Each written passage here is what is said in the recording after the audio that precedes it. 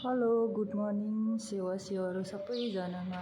हेर्नुहोस् न साथीहरू, यो कस्तो राम्रो फलेको के यो साइप्रसको यो फल कस्तो राम्रो, खानालाई नि मिठो हुने रहेछ कि कस्तो राम्रो देखेको। हेर्नुहोस् न, ओहो कस्तो राम्रो फलेको।